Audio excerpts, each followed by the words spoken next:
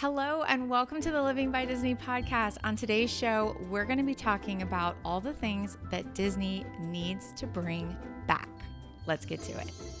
Welcome to the Living by Disney podcast. Your home for all things Orlando. News, reviews, and real talk. Helping make your visit to Disney World just a little more magical. Now, here's your host, Serena Lynn. Hello and welcome. Thank you so much for joining us. I have two special guests with me today that I'm very excited to talk about with this fun topic. These are two very experienced pro podcasters that I have loved following over the years, and I've been able to get to know them outside of their shows, and I'm so excited to have them join me as guests on today's show. We've got Lou Mongello from WW Radio. Hi, Lou. Hey, Serena. Thanks for having me. Oh, I'm so glad you could be back. And Mathew Krul from Imagineering Podcast. Hi, Mathew. Hello. How are you? I am so great. I'm so glad this is your first time joining me, so I'm very excited to have you. Thanks so much for having me. Oh, yeah. This is going to be a really, really fun topic just to get into and kind of, I think all of us as fans, we all have attachments to different things, and everybody has their opinions about when Disney gets rid of things. Look, we all know we hear about it, right? And sometimes people will get really upset about things that I'm like, really? That's where you're going to draw the line. But then I have my things too, where I'm like, I cannot believe you got rid of that. So we're going to talk about the things that we feel Disney needs to bring back, because obviously they change things, they get rid of things. Sometimes things just kind of quietly disappear, and we didn't really even know that, like, to say goodbye to it or know that it was going to be gone. And next thing you know, it just never came back. So we all have our ideas of what are our top picks, and I don't know what anybody is going to say for theirs. So I'm really excited to see. I hope y'all don't steal all of mine though, because I'll have to dig deeper. But no. But I think there's actually, when I was really starting to think about it, I came up with a lot of things that I like, surprising that I had so many that I missed. So, all right, let's start with Mathew. Let's start with you. What is your number one pick for things that you think Disney needs to bring back? Well, if I need to go in order, this is maybe going to be a difficult one to pick, but I know. This is one that, as I was thinking about what I wanted to bring back, I think immediately attractions came to mind, and I was thinking about rides that I miss or things that I wish would come back, but it eventually shifted to, I tried to think more about things we could bring back that wouldn't necessarily take away from the current experience, right? Like if we wanted to bring back Ellen's Energy Adventure, for instance, I'm sure there would be uproar because no one would want to get rid of Cosmic Rewind to bring back the dinosaurs. But True. The one thing that I thought of that I think everyone can get behind is bringing back the Citizens of Hollywood. Oh, come on, man. To Disney's Hollywood Studios. Sorry, Lou, I had to go with that one. And cut. No. No, that's such a good one. So there's definitely something about walking into that park that I miss, having that live street atmosphere, and the cast that worked as the Citizens of Hollywood were incredible, and the theme still fits in that front section of the park. I know the park has evolved a lot since then, but there's still the case to be made that you can bring them back. It's something to entertain you when you're not at the attractions. When I'm sitting out Tower of Terror, my family's riding that. It just gives me entertainment in the street to enjoy. So that was it took me a few thoughts to get there, but I'm like, I really wish they'd bring that back. Yeah, I totally agree. I think that it's one of those things, like, I don't know if people are putting that necessarily on their comment cards, or it's maybe not on their list of, like, what is our must-do list for today's park day. But it is one of those things that, man, if you were one of the ones that got to really interact with them, your day just went from like a 5 to a 10. And they had the Citizens of Main Street too, right? And they were, because I don't think they've come back to my knowledge, right? You guys haven't seen them, have you? I don't think so. Yeah. I actually I feel like I saw them more than the Hollywood Studios one. I don't know if that was just, well, I tend to go to Magic Kingdom maybe a little bit more, but I loved the Citizens of Main Street, and they had the woman who was a little suffragette, and she would walk around, and they had the mayor, and they would have little like contests and little fun things on Main Street, and it just really, yeah, it brought it to life in a way that was, you know. Do you guys think that they'll ever come back? I do. I do. I would like to think they would. Yeah. I think that was, correct me if I'm wrong, it was it around the pandemic that they took them away and then didn't bring them back? So it just seems like they're slowly starting to bring back a lot of those pieces, and that seems like one that I wouldn't be surprised if they did bring it back. And it could be an entirely different approach, but I certainly hope they bring it back. I hope so. I mean, there were fixtures in the park, in both those parks. Citizens of Hollywood started a little less than a year after MGM opened, but the Citizens of Main Street have been there since day one. And we use words like immersive storytelling. Like, they are the epitome of zero-tech immersive storytelling and personalized storytelling, because every interaction was different. So every time you met one of the citizens elsewhere, that because it was so improvisational, you could go back day after day and never know what you were going to get when you met them. Yeah.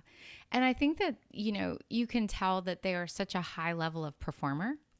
So, you know, I always, when people would ask me about Star Cruiser, the Star Wars Star Cruiser, and they would say, you know, I just don't know that I could get into the role play. And I would always say, well, did you ever interact with one of the citizens and have them pull you into a little skit or a little conversation, because you don't feel awkward about it because they're so good. They carry you with them into their story and their role play to where you don't stop and feel awkward about it. You're just having fun. And that's like a testament to just like how talented they are, because I could never do what they do. Like, they and are it was so organic and authentic to the place and location too. Yeah, that's such a good one. Okay, that one's really good. Let me cross that one off my list. Hold on. I have nothing else on my list. So I know. All right, Lou, you have to come up with our next one. So, Tom Sawyer Island, is that is it a little early? I'm thinking into the future, soon? right? People are looking at this years from now and go, "Wow, he just mentioned Tom." There will be a conversation at some point down the road about Tom Sawyer Island. But like you, Matt, I did the same thing, and I was sort of I sort of followed your instruction, relatively speaking, to the letter, because you said things that are gone that could come back. So that immediately took some things off my list. I tried to be relatively realistic about it. And the first thing that came to mind was the citizens of Hollywood and the citizens of Main Street, not just because they're beloved and for all the reasons that we just articulated, but it's also because it's people-based, right? It's not just the people, the characters, but it's the people, the actors that have not had an opportunity to come back. And I've met many of them, you know, both on and off stage over the years. And I just, for them and for the guests, it's part of the reason. So I will stay in that same vein of bringing a little bit more of that human element back in what would have to be a very different format. And actually, this is one that I think we will see in the future. Dreamfinder, my friend. I hope to see you come back. You might not be that jolly bearded fella that we knew in 1983. You might be a little bit more of that, you know, Something Wicked This Way Comes comic book version of the Dreamfinder. But you want to talk about somebody who was unique to the park, that brought such a sense of fun and wonder and whimsy. And if you remember back to 1983 for about a year or two, there was a walk-around Dreamfinder and Figment character who had Figment on his arm. And you want to talk about kids and adult-ish eyes sort of just lighting up and having those interactions with the two characters that they just saw from the attraction inside. They were instantly beloved. There was a huge element of, again, personalization and creativity and humanity that came with it. So I'm all in on seeing the return of Dreamfinder and Figment. Oh, that's such a good one. I went to Epcot my first time. I want to say it was 85, maybe. And I was pretty little. I don't remember a lot. But my biggest, like most vivid memory is Dreamfinder and Figment. Like there's something about that the rainbow tunnel and the colors and everything that was in that attraction that as a child was like imprinted on my brain, like at a young age. And they are just so iconic. And of course, Figment, I mean, the fan base for Figment is frankly far bigger than it has any right to be, considering that Disney just has not, I mean, other than merch, hasn't really done nearly as much as they could with that character. So yeah, so do you think that they'll like actually add him back into the attraction? That would be so cool. I do. I don't think Dreamfinder is gone, because I think what they bring when you take them outside the attraction, especially bringing back Dreamfinder, because I think he's so part and parcel with Figment. I think that restores some of the charm that has been lost in the two iterations since the original. And I also think, more importantly, I think it deepens the emotional connection that many guests had with that attraction, with those characters. Yeah. And think of the merchandise. Whimsy. Like, forget that. Disney for just the think merchandise, of the right? It would sell itself. Yeah. Right. Yeah. You said whimsy, which is exactly like that. The whole character is built on nothing but just whimsy as a child, as a childhood, that balloon, the colors, the imagination that goes on. It's so good. It's so good. Okay. Those are two really good ones. Okay. My top one that is, I feel like this is a soapbox that I like every time I bring this up, people are like, we know, Serena, we know you want this. Just like stop talking about it. Is the Cinderella Castle Dream Lights. For the love of God, are you looking at my notes? The two of you? I'm so sorry if I took that one, but I will never stop talking about those dream lights. I miss them every single season that they have not been back since, I guess it was 2019, right? Would have been the last time. They were, I would go to Magic Kingdom just to see them. Like it was the most magical thing. That whole area, the way they would light it up, they were stunning. And I know you have to have the crane and it's the setup and they start, I get that, but nothing will top that for me in terms of like the true magic of the decorations and everything for the holidays. I mean, don't get me wrong. It's Magic Kingdom is still beautiful at the holidays and what they do, but man, those dream lights, I don't know. They were just something about them that I miss so much. And I honestly just don't see them bringing them back, but I hope if I keep mentioning them that maybe if they're like, okay, she's clearly not going to shut up about those lights. So do we need to do something? I think Disney does things right, or best, I should say, when they use technology or digital effects to enhance practical effects. And I think this is a case where the potential and the actual execution of the projection mapping technology obviously far exceeds anything that the Dreamlights can do. But then if you were to marry the two together and have the Dreamlights and projection mapping on top of each other with the digital sort of supporting that practical effect, that's something that you see it in a video and it's hard to tell, but there's that physical connection to the physical objects that are there that can't fully be replaced, at least not yet digitally. So I would love to see the same thing come back.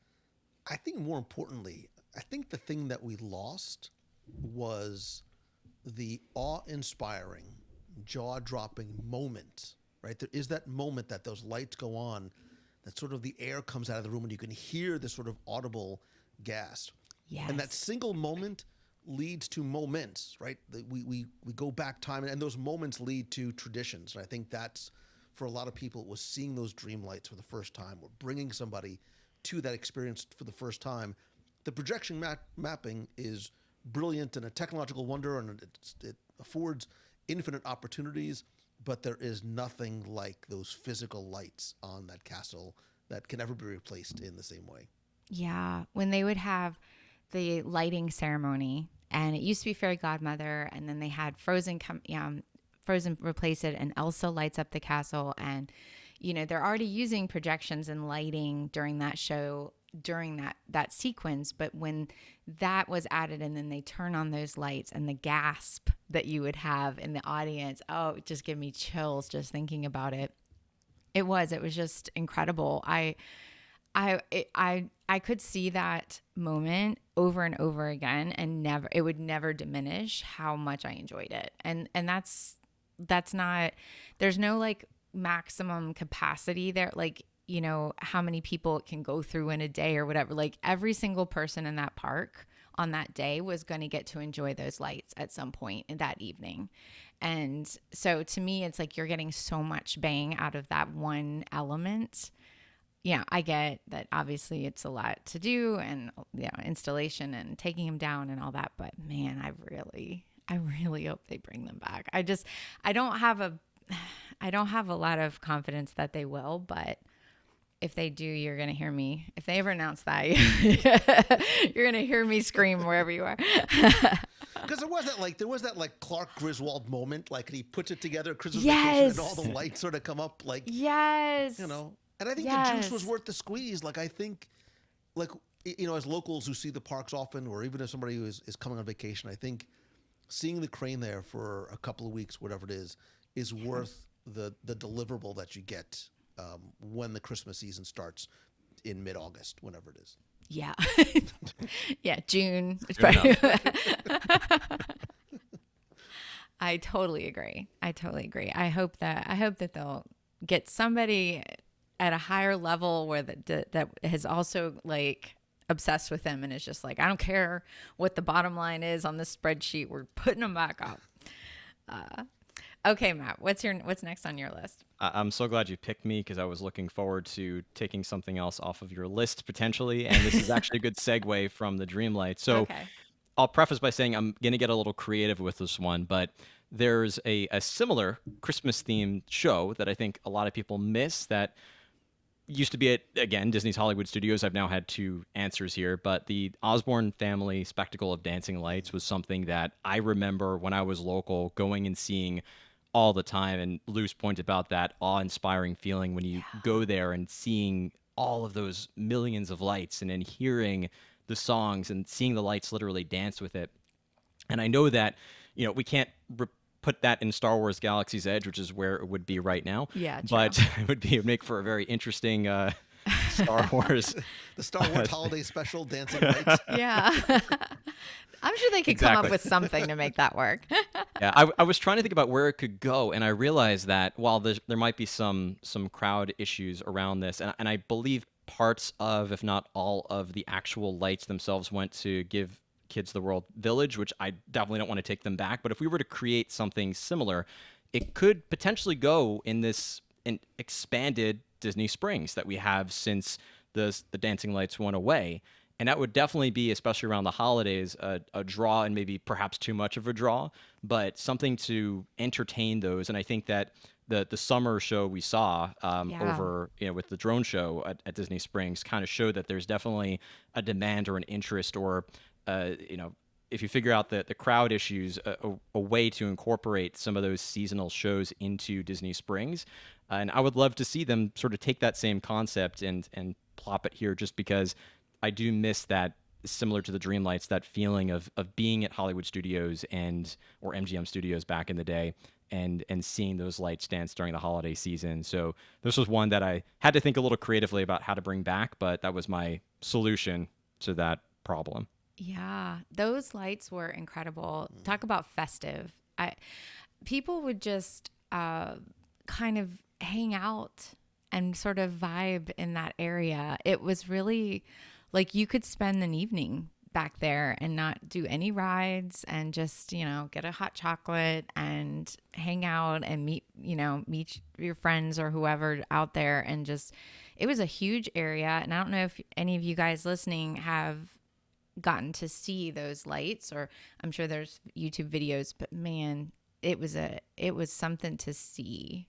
It was huge.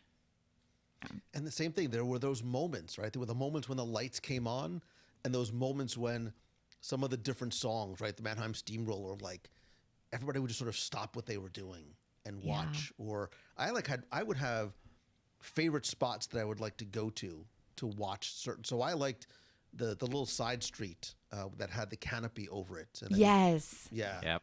Like a weirdo, every now and then you'd be able to lay down on the ground and then watch the yes. canopy. Yeah, if you stuck around a little while and let some of the like crowds sort of start to thin out, you could totally do that. It was really special. I mean, there is that sort of lightning in a bottle feeling. I mean, I remember talking with some of the Imagineers when they brought back Happily Ever After, which is obviously such a beloved nighttime spectacular. And they were like, we don't even know exactly why this show is as good as it is. Like, there's sometimes they just hit it right with this combination of music and lights and sound or characters or all of the different elements that go into Imagineering that make all of the five senses come into play. But they when they hit it right, man, it's so good, And yeah, like you said, I know the lights have been donated, but they're lights. I mean, I'm sure if everyone listening, we could buy a pack of string lights and send them over to Disney, right? It'd be like, there you go, Let's Lowe's just is string right up them the up. street. Like, yeah. Yeah, string them up somewhere and just like put a little music to them. And I was convinced when they went away, right? So, and look, sometimes we get sad about things going away, and sometimes it's just business, right? Sometimes contracts expire, right? And there was an agreement that they had with the Osborne family, and that agreement hit its expiration for one reason or another. So I said, okay, what I think Disney's going to do, because they can just go to Lowe's and buy their own lights. They don't need these lights, and they'll use LED lights that are, energy conservation, better for the environment, yada, yada, yada.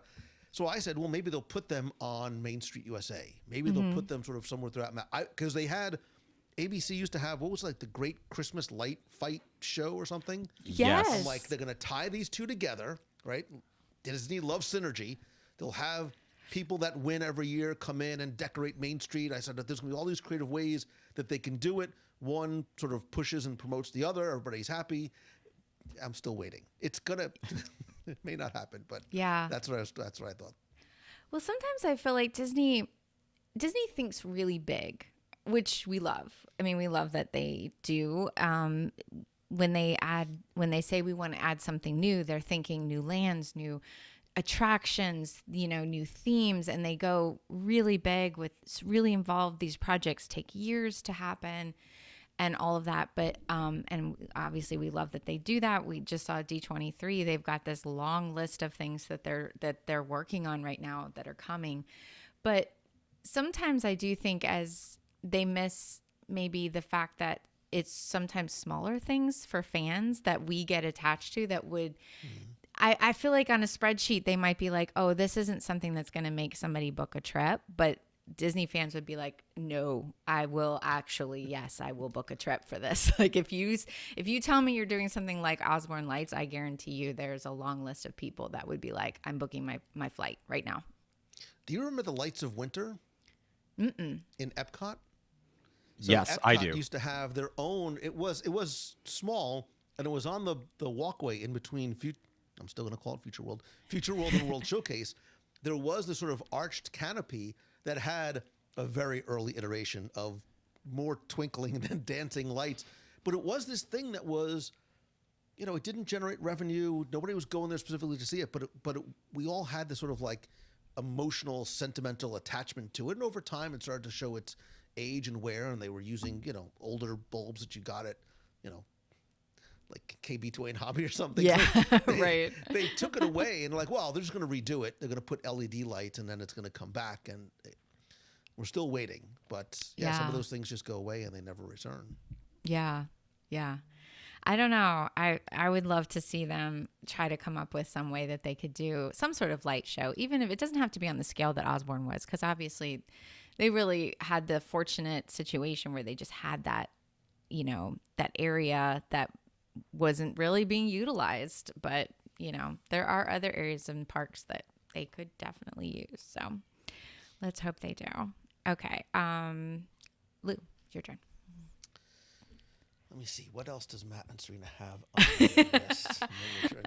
I'm sure there's more overlap. I found that for a couple of things, I keep going back to the idea of people, right? We talked about the citizens. We talked about some of the other things. We talked about Dreamfinder. And so much, especially as we look forward and we go to places like D23 and we hear about what's coming, the words that of immersion and interaction and all those things keep coming up. It's why I like the citizens of Main Street, and it's why I miss and think that there is opportunity for this to come back in some form or fashion. I was going to get up and do the salute, but marching along, we're adventurers. Strolling along, we're adventurers, yada, yada, yada, yada, yada. I'm going to cross that off my list now. Pleasure Island was a very, unique place and time, but you want to talk about a location that was unique, immersive, interactive theater that was a huge fan favorite for, let me do the math. It opened in 89, closed in 2008. It was one of those shows that I say this like half jokingly, but the people that loved it most killed it. And what I mean by that is the problem with the Adventurers Club was there was no cover charge, there was no food served, there was no merchandising, so they weren't. And what ended up happening was it was a great place for locals to come and hang out and sit down and just have a water, have a soda. So you have to pay, equity actors. You have to pay lighting people. There's a lot of sort of things that go on stage and backstage in order to pull off that type of production every single night. And unfortunately, I just don't think that there was enough, look, at the end of the day, this is a business and they need the ROI. They need the ROI. And it wasn't able to deliver. But the fact that we as guests were able to go into these different themed rooms and mingle and interact with these characters again, like the citizens of Main Street and citizens of Hollywood. You had this atmosphere that was like part comedy club, part interactive theater, part nightclub, because some of the late night shows like inside the library, they never got like blue or dirty, but it did sort of ramp up a little bit, and it was a great place for adults to go. Can you give, for those that are listening that aren't never got to experience, can you give a little brief synopsis of what Adventurers Club was? Yeah, sorry. So it was this. It was sort of a 2-story nightclub that was themed after a 1930s explorer society. SEA, I'm looking at you. That had a returning cast of characters that would perform different skits throughout the night and also interact in different themed rooms. So there was a mask room, there was a bar, there was a library, there was sort of like 4 or 5 different rooms that you could go into and they could walk through. It was a very free-flowing experience. There was no start time, end time. It just was this living, breathing theater space that had its, the Adventurers Club creed, and everybody knew the song, and everybody knew the salute, and everybody knew the kungaloosh was sort of the signature drink. And it very much had a, devoted cult following that not just loved the theme, but I think loved that the spontaneity of the entertainment and knowing that every show was different every night. And, it was quirky and it was unlike anything else that the parks had. It was. I think Star Cruiser was the next gen iteration of that type of immersive themed entertainment, and I'm sad that didn't stick around, but it took what worked in Adventurers Club and took it to another level in a different type of fandom. But I remember the first time we ever went there, we were just at Pleasure Island on vacation, and this was my first trip to Disney World since I was like really a little kid, and I had no idea what it was. Like none. Like we just walked in completely blind. And we were actually headed to Mannequins. Do you remember Mannequins? So So I was probably, I don't know, like 19 or 20. And so we were headed to Mannequins because that was our vibe. But I remember we like just were like, let's pop our head in and see what is this place? It looks kind of cool. And just being like, what is going on? Like, and I remember thinking, I don't understand anything that's happening, but I love this. Like, you know, I don't know. I know that I'm missing a lot of what's going on, but this is the coolest thing I've ever seen. And you see the way other people are so like, wow, this is a thing. Like everybody knows the salute. They know the colonel. They know these characters that live, you know, as masks on a wall or as a, you know, an animatronic, you know, more of a puppet figure on the wall. Yeah. Yeah. Did you ever get to go there, Mathew? I did. I was back on the Disney College program. I went there a couple of times, and that was in 2007, so right before they closed. But it was special, and to Lou's point about it, really drawing closely to the Society of Explorers and Adventurers. There's been this rising popularity of that whole fabric of drawing the parks together. So I could, if they fix some of those ROI issues. Jelly Rolls has been around for a long time without a problem. Not and that Jelly they're Rolls exactly the is same. Packed. But I think they still do a cover charge and drink service. I think that if they could figure it out, it'd be great to bring something like that back. Yeah, Jelly Rolls is like hopping. I'll go on like a random Tuesday night and it's like slammed with people. It's the walk from Epcot that probably you hear the music, they keep the doors open, they make sure that people are aware that it's there. True. There have been iterations of the Adventures Club that have been proposed over the years. Actually, at one point, I still call it the Noodle Station, the Tomorrowland Terrace, the Tomorrowland Noodle Station, that was supposed to be a similar type experience. Really? It was going to be an explorers club that was going to have like scientists and explorers from like you'd be walking around and it wouldn't be, you know, Pamelia Perkins, it would be Galileo, and it would be like all these different like folks. Okay. And if you look at it from a distance, you'll see that sort of the top has sort of a dome. It was supposed to be like a God, I'm drawing a blank. Like there was supposed to be like a giant telescope up on top. It was supposed to be sort like of a planetarium or something. Like yeah. Oh, how cool! Yeah, that would have been amazing. You could do like I think you could bring it back in sort of a hoop-de-doo like format. Have a 3 o'clock seating, a 5 o'clock seating, a 7 o'clock seating. So you pay a cover charge, you go through, you get the dinner and the show, you get all the sort of interactive elements, and then you turn it over. And then you've got another group that comes in, and you know that there is a certain ROI because you have X number of spots at X number of dollars. Yeah. Oh, 100%, right? I mean, I think we all would sign up to do that in a heartbeat. There's definitely ways that they could do it. I think it's hard too because the talent that you have in the performers is what makes it all work. And we had a lot of performers in the area moved on when COVID was in play, and so many of the interactive things had to get shut down for a while. So I think that, you know, if they could get those people back and get them like, you know, going, gosh, that would be amazing. And then it becomes one of those things that's like, this is what Disney does best. This is what sets Disney apart from, you know, there's going to be new theme parks always through the years, you know, and new rides and roller coasters and everything. But like Disney is the only person that can do something like that in that way that makes it work. Yeah. Oh, well, let's hope. That's a good one. I didn't even think about it. I didn't have that one on my list, so that's a good one. Okay. All right. Next up, so this is something that's not like as fun in park, but I feel like talking and dealing with so many people who are planning their vacations, this is something that from a planning perspective, I would love to see them bring back, and that is Magical Express.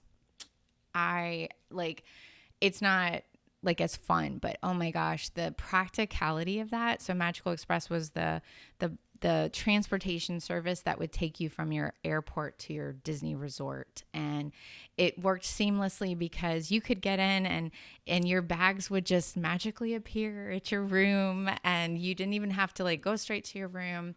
And the logistics of that process are really challenging for families. Like if you've got young kids that need car seats, gosh, it's just like you have to find some other service. And there are services for sure, and that you can use, but they're not as integrated as seamlessly, and also they are not free with your package deal. And I think that I would love to see Disney bring back a little more value in that package, that sort of vacation package where you book your hotel and your tickets and everything's like a nice little bundle, and all of the logistics are taken care of for you. And you feel like from the moment you land in Orlando to the time you take off again, you're in that sort of bubble where you don't have to like worry about anything. It was so nice. Like it's something that I have such fond memories of when I would vacation here, because sometimes it would be like something that really moved the needle for us of like staying off site versus staying in Disney property. We'd be like, but we have to then we have to figure out how we're going to get from the hotel, and we have all this logistics. And,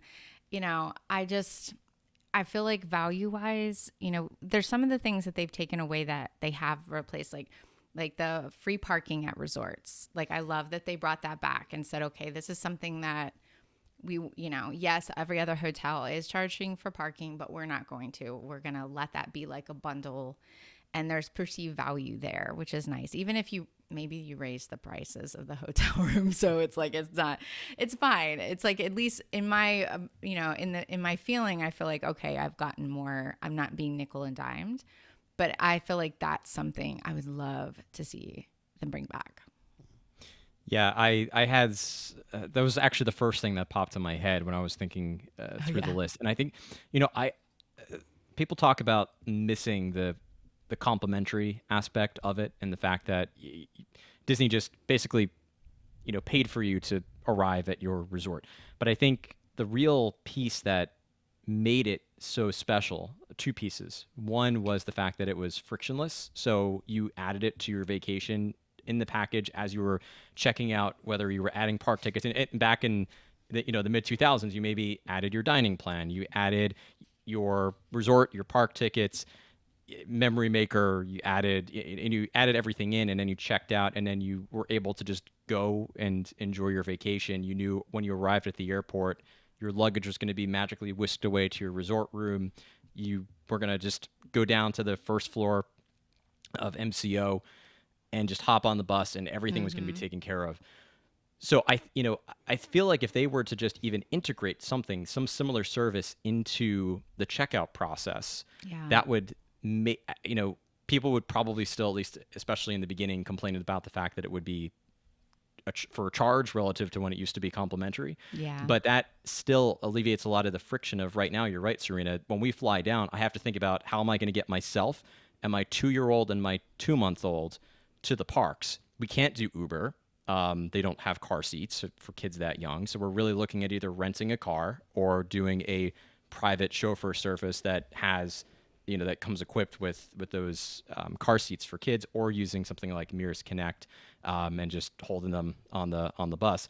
But I think that was one piece of it. And the other piece of it was the fact that it was, especially at least at the arrival part of the airport, operated by Disney cast members. So the moment you arrived on the first floor again, you were greeted by Disney before you even got onto property. And those are the two things that, again, I feel like you could bring it back. You still could charge people, just add it in, that extra $32 per person round trip, just add it on to the total. You get that total package price, but then you paid for it. You just arrive and everything is handled. So it would be great if they brought it back, even if they did do it with the charge. I still think people would probably welcome it. Yeah, I agree. And to your point, right, your experience begins as soon as you land, right? You don't have to wait until you get into the hotel and then, okay, you've officially kicked it off. It's that feeling that when you see that cast member sort of waving the big white Mickey glove, you're like, all right, that's it. We're here and we finally arrived. Yeah. It sets the tone for your whole vacation.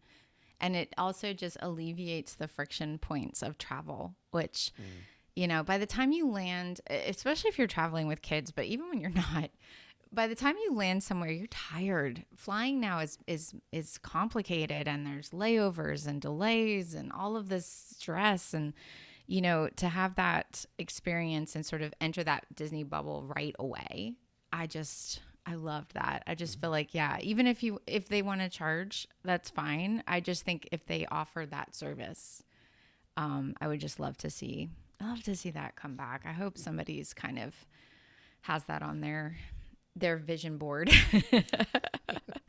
for what's next. Okay.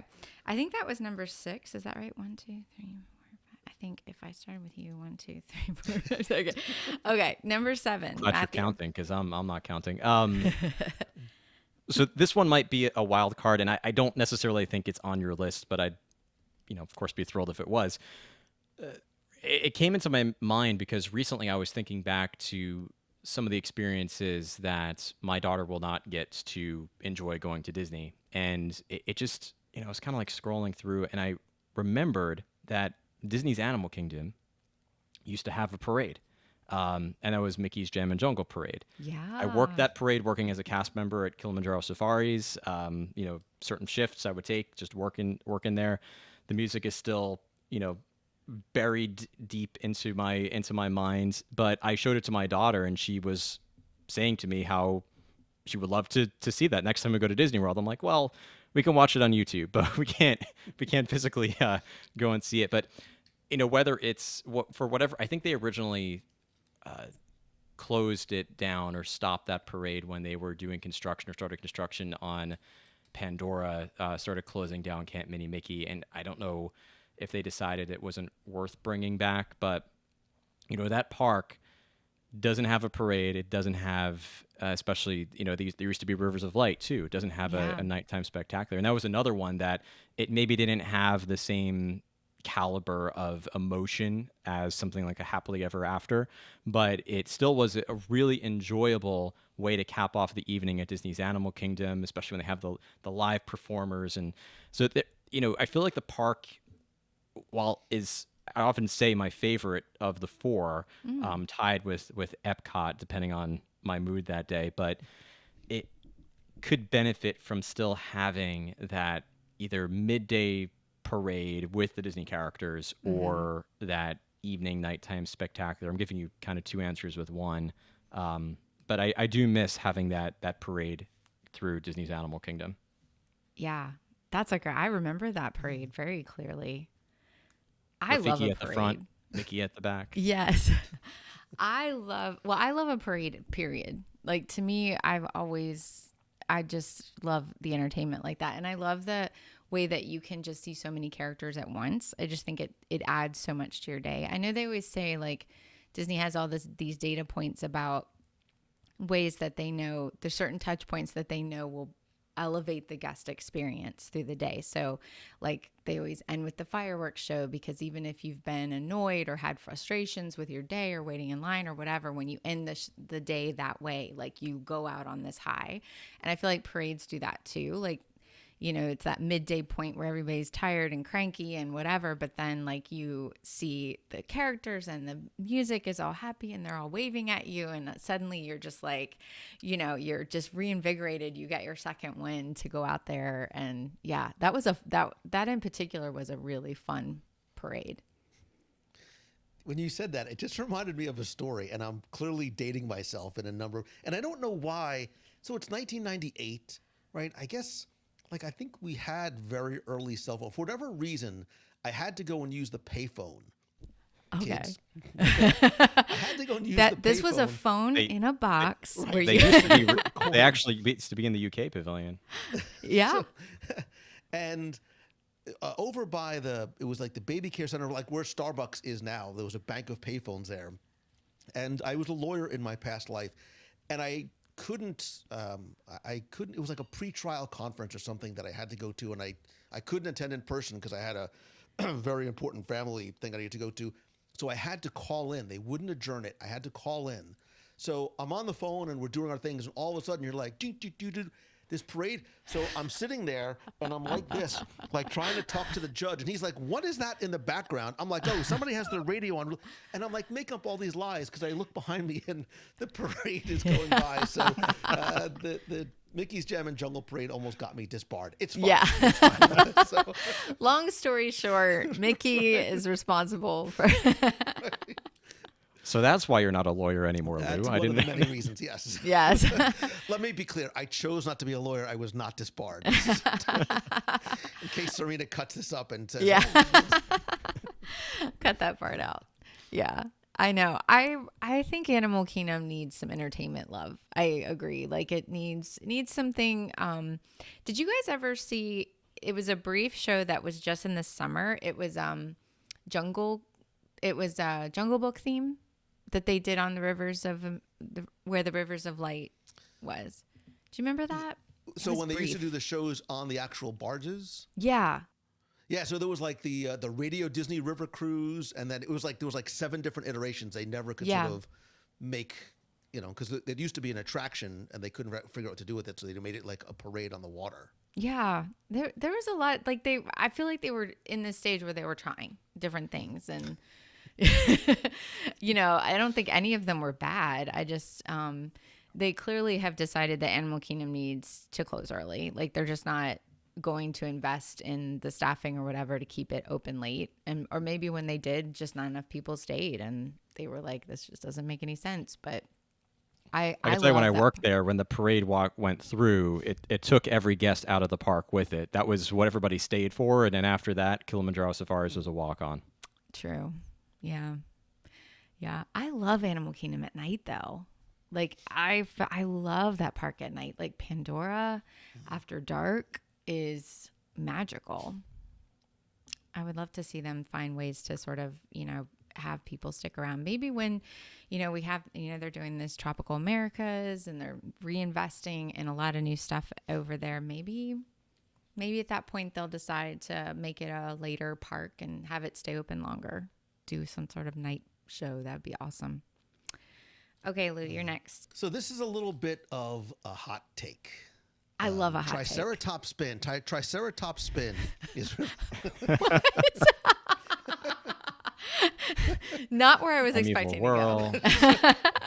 There's somebody going, yes, yeah, Triceratops spin, man. Finally. There's somebody who has a fan account and their username is Triceratops spin, and I'm Triceratops Dan, of course. Yeah. Right. This is a little bit of a hot take, and it probably isn't, but I want to try and sound like I'm somewhat hip. Walt Disney World is very complicated to go to. Yeah. It is a complicated process to go to.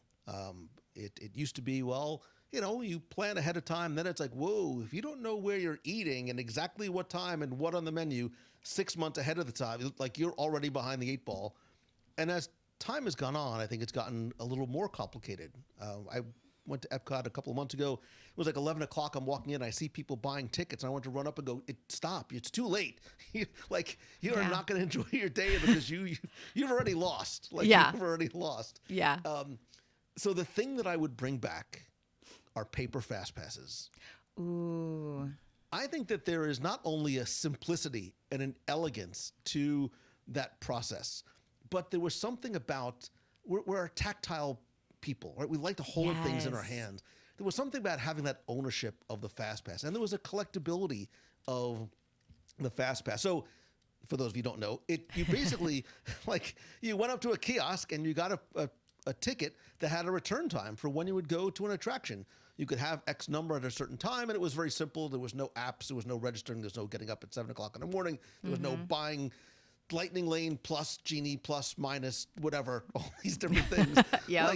You'd get your ticket, you'd scan your ticket, you'd get a ticket, and that's it. And it was efficient, it was free, and every guest had the same opportunity to experience all the attractions, the e-ticket attractions, without any additional cost and or being glued to your phones, which, unfortunately, there's a lot of this now that happens in the parks as opposed to taking in all of this. And I think it was very guest friendly. It was accessible. It was fair. It was simple. You didn't have to do a 45-minute video about how to okay, this is a military operation, camel up, because this is how you need to go to the parks, and it wasn't complicated, and it didn't cost her anything else either. Yeah. I love the tangibleness of that. I also love it was the great equalizer, right? If you wanted to get up really early and hoof it to the back of the park for Big Thunder and get your fast pass, guess who was going to get their fast pass? You were going to win. You got it. You're good. Or that's what kids are for, right? One of the two. Yeah. Yeah. There was always a designated runner, right? In everybody's group. You're the fastest and the one that's going to, you're going to take one for the team. But there was such a fairness about it, and a way that made sense of okay, we have this one in our hand, so we need to use this one, and then we can get another. And it was nice. I see people, of course, the more complicated it gets, the better for my job security, because I do I teach a lot of strategy, but I see people all the time in the parks, especially ones that are a little bit older and not as tech savvy, and they're when they're forced to mobile order, and things like that, where they're just I don't know how to do this. I want to eat. I want to get on this ride. There's not even a line. Some of them, when they use the virtual queue systems, just going and riding a ride traditionally isn't even an option. And if you're not with all that, it's super confusing and stressful. They could even charge for it, right? I would be fine with them. Because I don't think the days of them doing that stuff free, ways to shorten line, I think is gone. It'd be hard to enforce. That's the only. If you brought back those kiosks, those paper kiosks, it'd be hard to enforce who's paid for it, who hasn't. I know they could do it, but I did love the collectability of it, especially when I was local. Yeah. And the times when the 1 week of the year that Living with the Land or It's Tough to Be a Bug would get the fast pass kiosks opened, and I would go and just get one just to collect that and have it. I literally have paper fast passes still sitting somewhere. But the other thing I liked about it, and I sound like the local that just took all the fast passes. The one thing that you can't do with Lightning Lane that I did a lot as a local was I would get fast passes, and if I didn't use them, would go to someone in the back of the standby queue and say, hey, Space Mountain, 75-minute wait, take these two, hop right in the fast pass line. And I miss that moment of being able to create magical moments for others that you can't do as much these days. Yeah, the giftability and sort of create, like you said, those magical moments that you are now empowered to do. I always got extra ones as I was leaving, and would find somebody and give it to them. Yeah. I never, ever knew about the secret button in the back of the fast pass machines, ever. I have no idea what you're talking about. See, now you're the reason why. Listen, it's your fault the Magical Express went away. So. Yeah. I created some magical moments as a cast member with that button in the back. If kids would go up there and I'd have them say something or whatever it might be, and then some magic phrase, then hit the button just very casually as they were standing there, and then the shock and awe on their face of what place is this that I am creating magic. That's so cool. I would love to see that happen. I would love to just see anything that could simplify the process for people. You should not need, there's people out there charging, they're creating courses to study and take a course so that you can go to Disney World on vacation. The fact that exists at all is a sign that we need to rethink some things. Nobody should have to do that level of time investment to go on a vacation and have a good time.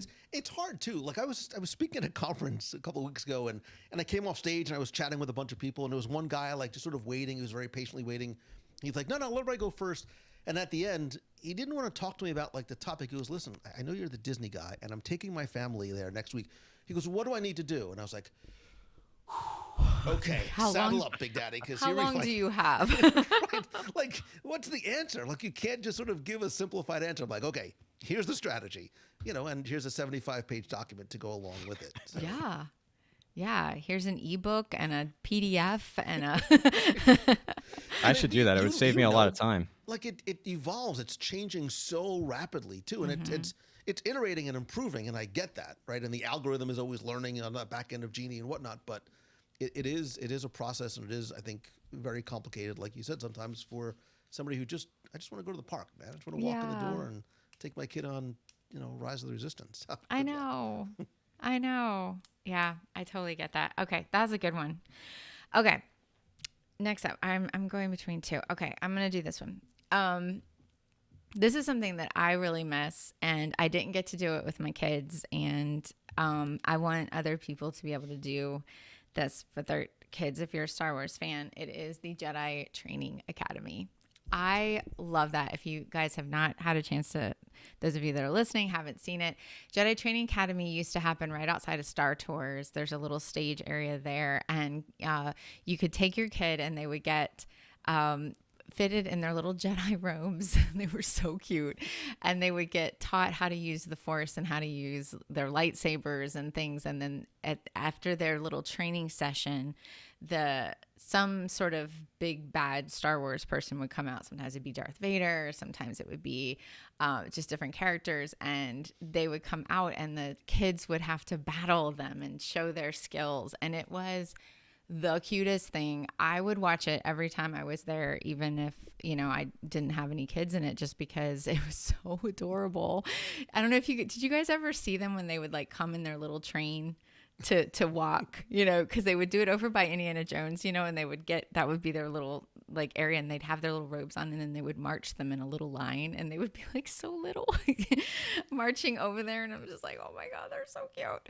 But I loved that. And I love the immersiveness for those kids, they're learning the Force, like they're becoming Jedi. They are battling Darth Vader and winning. And it was incredible to see their belief and their, excitement of this. And it was just such a cool show.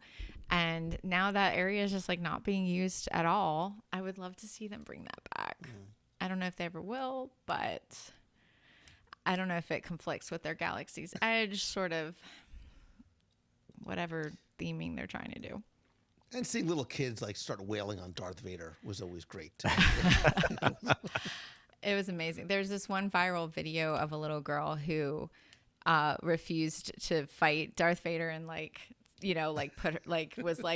got on her knees and was like, I'm here for you. And it was just like the crowd went crazy. Yeah, it was so. But as cute. A parent, like that's the moment that is why you go. It's not for the attraction. It's not for it's for those moments that you're able to get and those videos that you're going to take and show everybody at home. And then your kid, when they get older, is going to share that video with their kids. And it's those experiences that, it's a lot of the things that we're talking about, right? It's those little magical moments that I think are the reasons why we go and the reasons why we go back. Yeah. That child will be a Star Wars fan now. Like if they weren't a Star Wars fan before, they're now going to grow up to be one. And that level of, when you're bringing your kids to Disney, you're probably a fan of these things. So like you're a Star Wars fan, you get to, it's like a true, passing the torch to your child and getting them excited and immersed into something that you love. There's no price tag to put on that to me. And the entertainment value of that for those just watching the show that have no child in it, it was just so endearing and so cute. And I would love to see them bring that back. I also just liked hearing the music and hearing it go and just like the level of immersion of the Star Wars story. Mm-hmm. I don't know. I want to see them bring some of those elements back. But again, it kind of goes back into the streetmosphere and all of these things that have to do with people and Dreamfinder and everything. It's really people based. So, all of our kind of memories it's funny how none of them, we're not saying we need these big attractions built, it's really interesting. Okay. That was number 9. Jedi. Okay. Matt. This may be my last one. If not, I have others beyond this. But no, we're good. This should be the last round. How much time do we have? Yeah. This will be it. So this one actually, I'm glad you two brought up two different items I had on my list because I wasn't sure if we were going to go down this path. But Serena, you brought up Magical Express, and then Lou, you brought up paper fast passes, and a lot of that added value to your stay. You felt like there was a lot that was bundled in, whether it was bundled into the price, and it was without you really knowing it. It was all this perceived value when you went there. And there's one particular thing that, I'll preface by saying I'm a Disney Vacation Club family, so we're the bougie people waving down from our villas at Grand Floridian.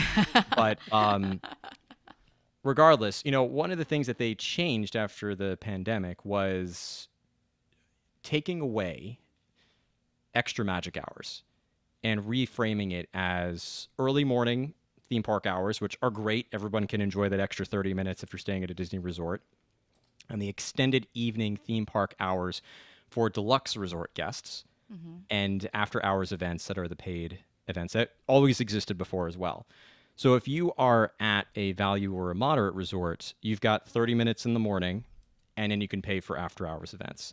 There's that miss of that extra time because you are a value Disney resort guest. And yes, you might be staying at All-Star as opposed to staying at Grand Floridian, but it doesn't matter. You're there on property. You are choosing to stay at a Disney resort.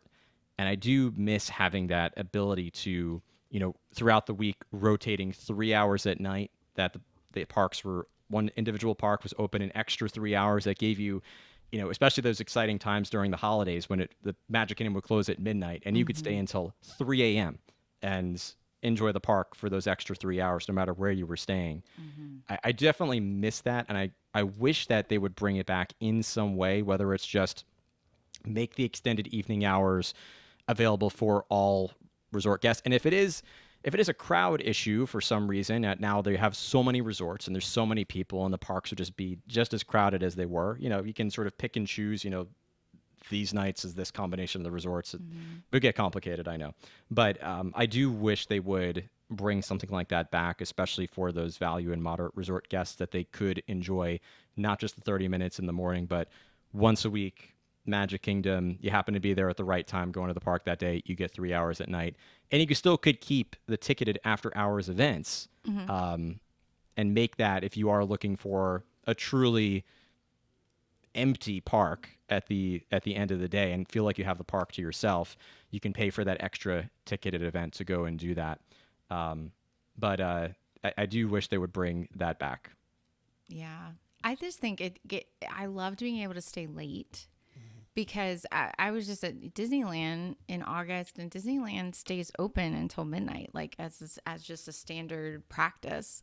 And we just don't have those evening times in Orlando. And I wish that we did, not only for less crowds, but also cooler temperatures. I'm all about that. Like, I would go at sundown and stay late to be able to enjoy that. And now, I guess Epcot's open till 9, which that's not even that late, So yeah, if they would do more of that and give people an opportunity to enjoy the parks more in the evening with lower crowds, like that would be amazing. And also like we were saying, kind of give back that value of on-site staying. Eons ago, before you kids were born, probably. Do you guys remember E-Ride Nights? So E-Ride know the Nights, name. I don't remember personally. Yeah, so sit back. Let me tell you a story about the world in the 70s and 80s. They had something called E-Ride Nights, and it was like $15 to buy this add-on ticket. And the park would stay open like 4 more hours, whatever it was. And it was a ghost town. Like, you had such ownership of the park. But to your point, guys, like, it was at night, and you feel like there was something special about it because, one, it was a great value at $15, and two, there was nobody else there. Because sometimes even some of the paid events, they can be, some of the Christmas parties, Halloween parties can get a little crowded. But it was a very low was a very low investment in terms of dollar, but I think huge return on that because of just being able to, like, I love wandering a near empty park at night. Mm-hmm. It's like, that is magical. The parks are just better at night anyway. And yeah, they're just so magical. I agree. That's a good one.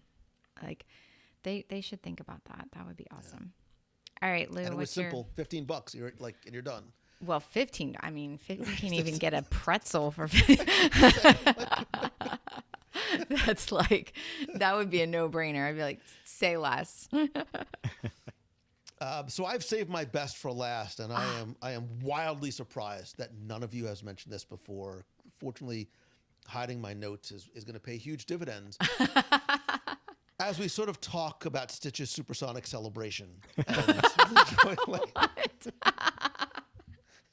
That's always top of mind. Yeah. Do you remember? Did you actually catch that? Like within 3 weeks that it was there? No, I only have seen YouTube videos on it and heard it has its own lore now. Yeah, it's hide your eyes. It's okay. So that's not. I was sort of all over the place in terms of what the last one could or should be, because, and watch what I do here as I sneak at others. Like, I was like, do I put in Spectro Magic? Do I put in something like River Country or Sorcery in the Sky Fireworks? But I think I was like, we're probably not going to mention many attractions, so I think I should mention an attraction. And when we talk about this, we have these very romanticized memories, I think, of many attractions and say, oh, bring back Horizons exactly the way it was. Well, if you did, you'd get the nostalgia because I'd be like, well, this kind of stinks because this is like 40-year-old technology. But just for fun, I still think that there was something remarkably special about 20,000 Leagues Under the Sea. And as a little kid riding that attraction, and I love how it was based on, a Jules Verne book that I think actually got kids maybe interested in the story that led up to it. And you want to talk about an underwater adventure and mysterious places and being immersed. Like, you got into that submarine and they closed that hatch behind you. Like, I bought into it, man. Like, I felt, I mean, granted, I was 23 at the time, but I felt like this thing was going underwater. And I was like, and there was something, I think there was something special in the fact that it was groundbreaking at the time and gave this sense of wonder and mystery and adventure to Fantasyland. And I'm not sure if there's anything else like that there now. So whether you can insert whatever you want here, but that nostalgic, that sentimental ride that you remember from childhood that maybe, in its current state wouldn't be the biggest technological advancement, but still sort of, I think we go back to Disney because of the memories that it creates for us. And that was always like, that's a core memory for me. Yeah. I love that they're still keeping that alive with the 20,000 Leagues sort of theming happening in Disney Cruise Line. We're seeing it in, there's one of the Club 33 lounges at Disney World. I think it's the Hollywood Kingdom. Studios one? It's Magic Kingdom. Yeah. Is it Magic Kingdom that has the I'm bar? not a member, that, just to be clear. I'm a I'm not either. Neither am I. But there's and you can't take pictures of it, so I haven't been able to share it. But it's like a bar lounge theme. It's really, really cool. I would love to see them capitalize on that. I mean, Disney still owns that, right? Because it's still in Disneyland. I mean, we're getting the Periscope pub, right, on Cruise Line, and they are sort of leaning into that. So I think there is still a sense of sentiment that, for that. And to your point about Disney Cruise Line, sort of leaning into this nostalgia and leaning into the parks more with the new ships. So, yeah, that would be so cool. And that's, again, an attraction that, like, it doesn't necessarily have to be what we would consider like an e-ticket attraction to be really exciting to people to have them come. I mean, you need a variety of things to make a park work. And I do feel like we're kind of losing some of those. I don't want to call them smaller attractions, but they're just, they're not necessarily the big like thrill rides, but they have the theming, they have all of the something that everyone can do, that type of thing. I would love to see them kind of lean more into that. Okay, last one, and this is appropriate to end on, I think, is number 12 for our list, for those keeping score at home. And that is Back to Magic Kingdom for me is A Kiss Goodnight. I don't know if you guys ever saw that, but A Kiss Goodnight was it was I guess you could call it a show, but it wasn't necessarily a show that would be listed anywhere, but it was a little ceremony, a little mini show that they would do at the end of Magic Kingdom when it was closing time.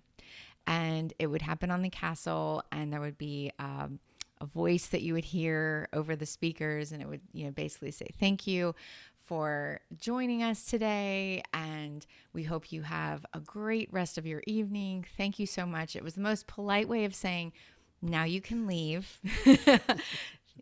Be on your way. Thank you so much for joining us. And they would do a little light show on the castle, and it was a little bit of music, and it was just so nice and so sweet and so wholesome. And I have such fond memories of that, like staying. It was a thing of like, can we make it until the kiss goodnight? Like that was when you knew you had stayed until closing. You had closed down the kingdom when you did that. And I loved that. And it was such a simple thing. I feel like they could so easily bring that back. People, when it would happen, didn't even know what was happening. They would just be like, oh, the castle's lighting up. What's happening? And yeah, do you guys think that they'll ever bring that one back? It's so simple, right? It is. It's just like a little track that they play and a little, small. And it's one of those things that, like, if you know, like you felt special that, oh, trust me, like just stay for a little while longer because this tiny little payoff is worth it. Yeah.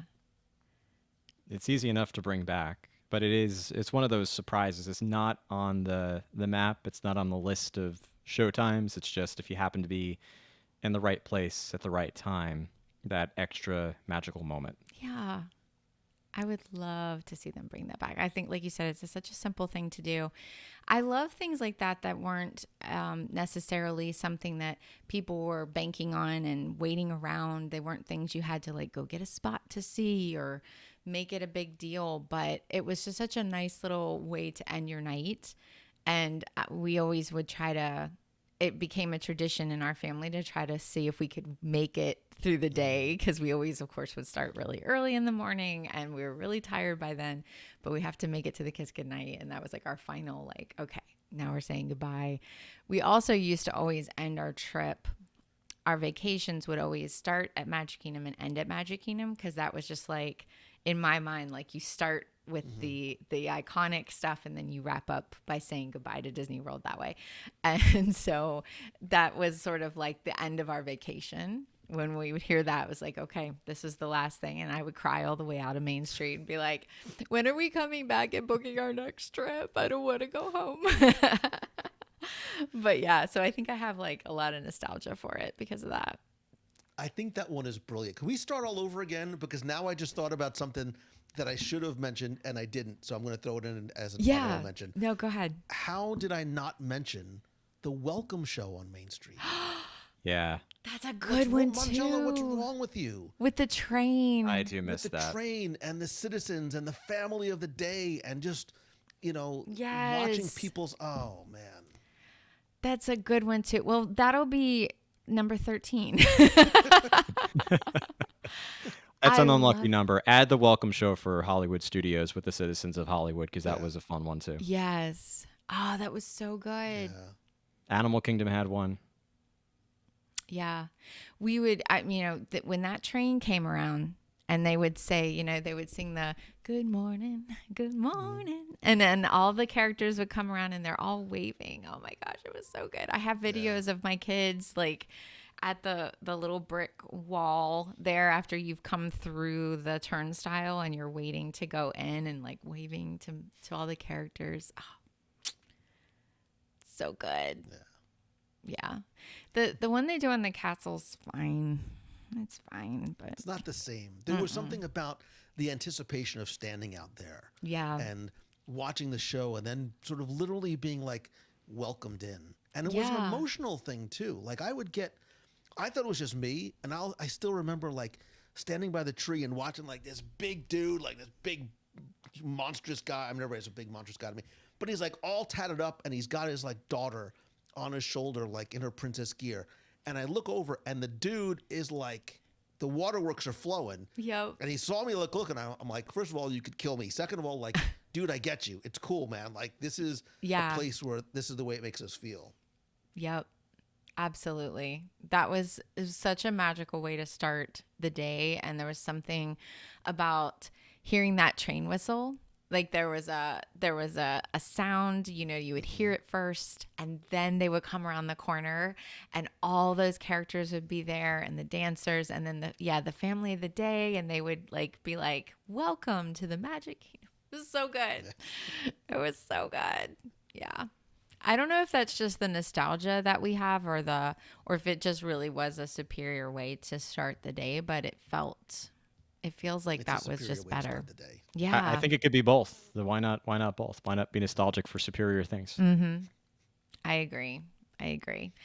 I'm going to need you guys to send this episode to Disney when we're all, if anybody who's listening, you just please send it. I've got Bob Iger on speed dial. Yes. CC Bob and anybody else that you might know, and be like, here's your list for simple things that you could bring that would make fans really, really happy. I would love it. All right. Well, we're going to wrap up. I know we're going a little long, but thank you guys so much. Mathew has an amazing podcast. Lou, these guys are the podcasting pros, and I'm so honored to have you guys join me on my little podcast. And I will put your links all below. Please look in the show notes where you can check out their episodes if you're not already. Probably everyone who's listening already listens to you guys' show. But if someone isn't, make sure you check out their links in the show notes, because you guys you're the top tier, man, in Disney podcasting. So I so appreciate you guys being here, and I appreciate those of you who are listening, and we'll see you next time. Bye-bye.